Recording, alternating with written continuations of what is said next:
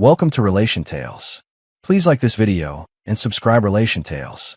We're grateful for each and every one of you. Let us know where in the world you're tuning in from. We'd love to hear from you in the comments. Let's begin. People say marriages fall apart slowly, one crack at a time, unnoticed until the whole thing collapses. Mine didn't. Mine shattered the day I realized my wife smiled more at her phone than she ever did at me. I'm Caleb Porter, 34, a construction project manager who spent years trying to hold together a relationship that my wife had already quietly stepped out of. For months, something felt wrong. It started with the small things: late-night showers, whispering into her phone in the kitchen, guarding her like it held national secrets. Her name is Madison, and when I first met her, she used to lean into my chest like I was the safest place on earth. Back then, she would fall asleep on my shoulder during movie nights. Back then, she laughed with me, not at me. Back then, she still loved me. But over the past few months, everything changed. She was going to the gym at odd hours, women's fitness classes, she said. Yet she always came home with perfume that wasn't hers. Her makeup stayed perfect, even after a workout. Her hair looked styled, not sweaty. And she had this glow, not the glow of exercise, the glow of attention. Every night, I'd lie in bed pretending to be asleep just to hear the quiet clicking of her phone. She thought I didn't notice the late-night texts. She thought she was smarter than me. What she never realized was that I was watching everything. I didn't confront her. I didn't beg her to stop, because something inside me had already begun planning. And that planning, it started 3 months ago at 6:47 p.m. It was raining lightly evening when I stood outside our house, drenched under the porch roof, holding a takeout bag of her favorite pasta. I had gotten off work early, hoping we could have dinner together for the first time in weeks. But her car wasn't home. I dialed her, ringing, straight to voicemail. Then another call, and another. Nothing.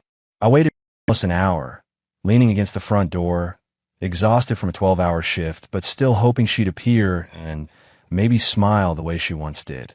Instead, a silver Jeep pulled up near our driveway, and out stepped Travis Harmon, her personal trainer from the gym, tall, athletic, with that too easy smirk that made my skin crawl. Supposed to be anywhere near my house. He wasn't supposed to drop anyone off at my home.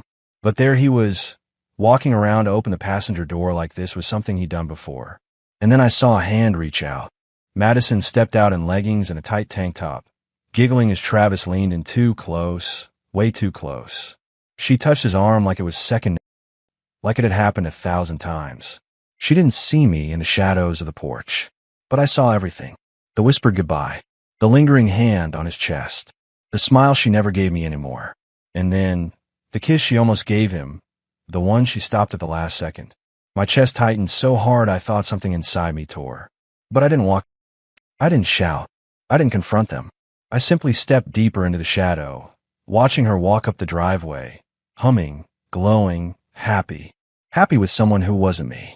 When she opened the door and saw me standing there with dinner in my hands, she froze. "Oh, Caleb, you're home early." "Yeah," I said quietly. Her eyes flicked toward the driveway, checking if he was still there. He wasn't. She nodded lightly. "That's nice. But I already ate something after the gym." Of course she did.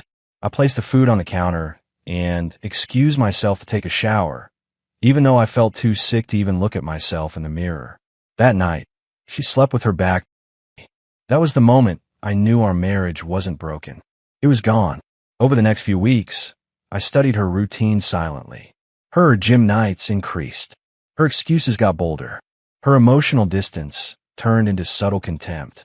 Everything inside me simmered, not with anger, but with clarity. I wasn't going to someone who threw me away. I wasn't going to beg. I was going to wait. And then, on the night before my birthday, something happened that pushed the first domino. I woke up around 1:15 a.m. and noticed the glow of her phone screen reflecting on the ceiling.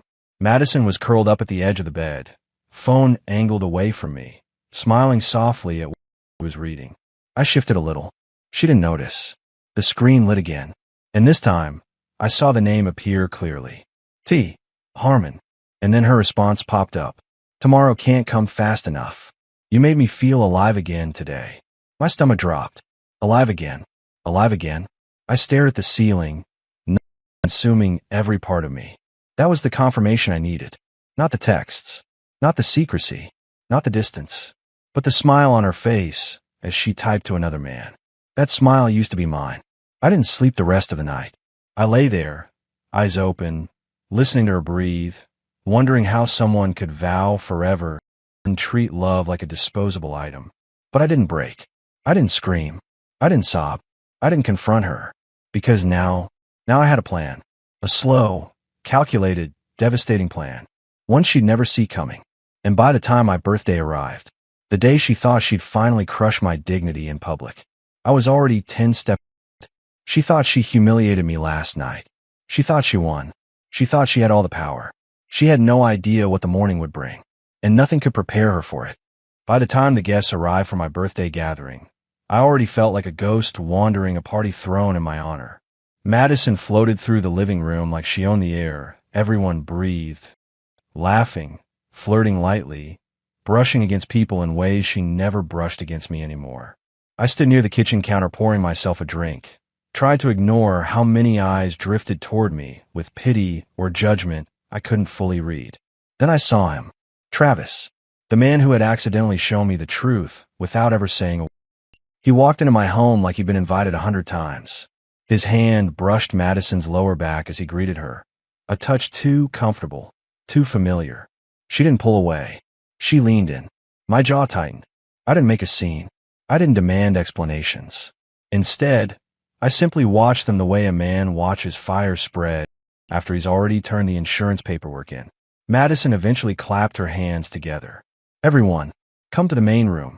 I want to give Caleb his birthday surprise. People gathered fast. Phones lifted. This wasn't going to be a birthday. It was going to be a performance. My stomach twisted, but I kept my expression neutral. Madison strutted, holding a tiny gold envelope between two fingers like it was an award she'd earned. Caleb, she announced loudly, we all agreed that this year, you needed something different. A ripple of laughter moved through the crowd. I didn't respond. I just took the envelope. Her grin stretched wider, waiting for her punchline. I opened it. Inside was a card with bold red letters across the front. For the man who needs to step up. My chest tightened. I opened the card. Inside, she'd written, maybe next year, you'll learn what being strong actually looks like. My ears rang, not because of the words, but because of the laughter that erupted around us. Clapped. Others whistled. Someone shouted. Finally, someone said it. And Travis smirked the widest. Madison covered her mouth like she was just joking, but I saw the satisfaction behind her eyes. This wasn't a joke. This was punishment. She wanted to hurt me publicly because she had already replaced me privately. Card down gently on the counter. She laughed, nudging her friends. Oh, come on, Caleb, don't look so dramatic. It's lighthearted. Everyone knows you get in your feelings too easily. That broke something inside me. Not because the words were cruel, but because she didn't even pretend to care. I exhaled slowly. Madison, said in a low tone only she could hear, you really don't see what you're doing, do you? She raised a brow. If you can't handle simple teasing, maybe that says everything. Teasing. Right. I felt the tension coil in my spine, then release. Because what she didn't know was that while she was humiliating me, something else, something much bigger, already in motion. A plan that I'd spent weeks preparing. A truth that would tear her world down quietly and efficiently. A silence that would sting far more than any card. I didn't react the way she wanted. No shouting. No arguing. No defending myself. I simply gave her a calm nod. Enjoy your night, I said softly. Walked out of my own birthday party. People laughed harder thinking I was embarrassed. Madison rolled her eyes dramatically. See? Sensitive. But as I stepped outside into the cool night air, something inside me anchored itself. Not anger. Not grief. Clarity. Madison thought she had one. She thought she had broken me. But what she didn't know was that tonight, her life would never look the same. And by morning, every person in that room would regret laughing. I didn't go far that night. I didn't flee the city, run off to a friend's place, or drown myself in a bar. I simply sat in my truck a block away from the house, watching the lights from my own living room spill through the blinds while the laughter and continued without me. People drifted in and out of the front door, talking loudly, their silhouettes crossing the driveway as the night stretched on. But inside my truck, everything was quiet, peaceful, controlled, because this was the last night I would ever let anyone, especially Madison, make a mockery out of my life. 1 a.m., the noise finally died down. Cars pulled away. Laughter faded. The last few voices evaporated into the night. Then Madison stepped outside. She looked around, confused, hugging her arms as the cool air brushed over her. She dialed her phone, pacing back and forth. My phone screen lit up inside the truck. "Maddie, where are you?" I didn't answer. "Maddie." Caleb, stop being dramatic. "You're ruining the mood." No response. "Maddie, are you seriously doing this on your birthday?" Nothing. Finally, after several attempts, she typed, "Maddie, fine. Do whatever you want. Good night." And she went inside, slamming the door. Exhaled slowly, gripping the steering wheel. She had no idea what the next morning held. I returned home early, before dawn. The house was silent, the kind of stillness that usually comforts people. But I wasn't comforted. I was preparing. I walked into the kitchen, took one slow breath, and pulled out the folder I'd been building quietly over the past month. Printed screenshots, phone records, photos, GPS logs, hotel timestamps, everything I needed, everything she couldn't deny. I placed the folder neatly on the dining table, then sat down on the couch and waited. Just before 7 a.m., I heard footsteps upstairs, then the shower, then the drawers opening and closing. When Madison walked downstairs, her hair pulled into a loose bun, wearing one of her oversized sleep shirts, she stopped cold. Her eyes went straight to the folder. "Caleb, what's this?" I didn't move. I didn't blink. "Sit." She hesitated. "You're scaring me." "Sit." I repeated. She sank into the chair across from me, crossing her arms nervously. "Is this about last night? Because you really overreacted." "Open it," I said. She slowly pulled the folder closer, her fingers trembling as she lifted the first page. A photo of her and Travis entering a hotel during one of her so-called late gym nights. She flinched. "Caleb, I can explain." "Keep reading." Next were screenshots of messages.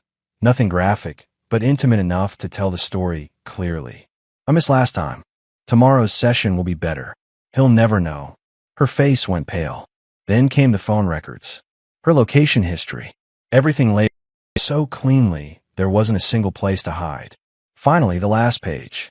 A single document with a prepared financial breakdown and separation plan. Everything fair, organized, and legally sound. She stared at it like it was a live wire. "Caleb, what is this supposed to mean?" "It means," I said quietly, sneaking around. I was preparing my exit. She pushed the folder away. "Exit? You want to throw away our marriage because of a few mistakes." "Mistakes?" I let out a breathless laugh. "You humiliated me in front of 20 people last night. But that wasn't the worst part. The worst part was that you weren't even pretending to care anymore." Her eyes filled quickly. "Caleb, I was stressed, and Travis was just..." "Don't lie." My voice dropped. "I watched you get out of his Jeep 3 months ago. That was the first time. You didn't see me, but I saw everything." She covered her mouth, tears slipping through her fingers. "You should have confronted me," she whispered. "No," I said. "I needed the truth, not another excuse. And last night, you gave it to me. You showed me exactly who you are now." She shook her head rapidly. "Caleb, please, I didn't mean any of that. Last night was stupid. I got carried away." "You weren't carried away," I said. "You felt comfortable humiliating me because you already replaced." Her tears came harder now, dripping onto the folder she tried to run from. For a moment, the house was silent except for her breathing.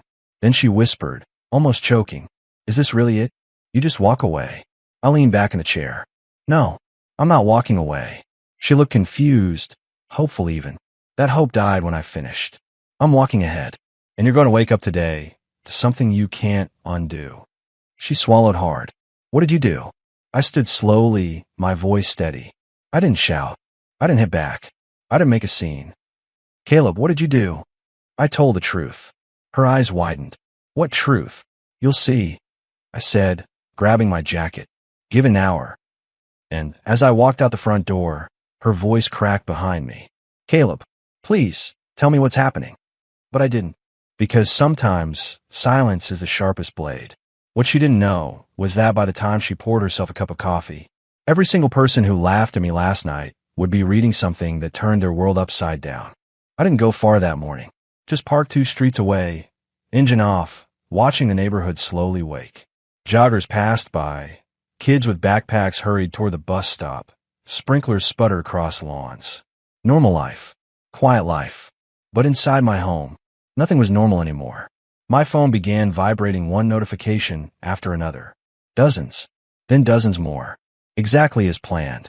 I opened the first one. Caleb, is this true? Then another. Man, I'm so sorry. We had no idea. Then, she made fun of you? After what she was doing. The group chat from last night, the same people who laughed at me, was now in full meltdown. Because the truth I had been collecting quietly, I didn't send it to just one person. I sent it to everyone who attended the party. Not with anger. Not with insults. Not with drama. Just facts. A clean, calm message. Thank you for coming last night.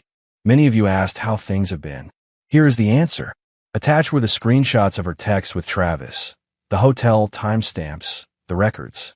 Simple. Undeniable. No commentary needed. Truth doesn't need decoration. Within minutes, reactions poured in. This is unbelievable. She embarrassed you? She owes you the apology of a lifetime. We're on your side, man. Her own cousin wrote. I can't believe she did this to you, bro. I won't defend her. Even Madison's co-workers, people who always took her side, replied with shock. The last message I opened came from Travis himself. You're overreacting. Take it down. I didn't even respond. His panic was the exact confirmation of guilt I'd expected. I finally started my truck and headed back home, not to fight, but to finish what needed to be finished.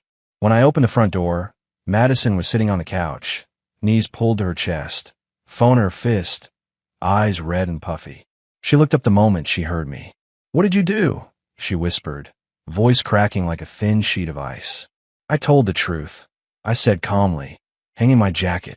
You sent it to everyone, my friends, my coworkers, my family. Her voice shook harder. Do you have any idea what you just did to my life? I walked past her to the dining table, picking up the folder she'd pushed away earlier.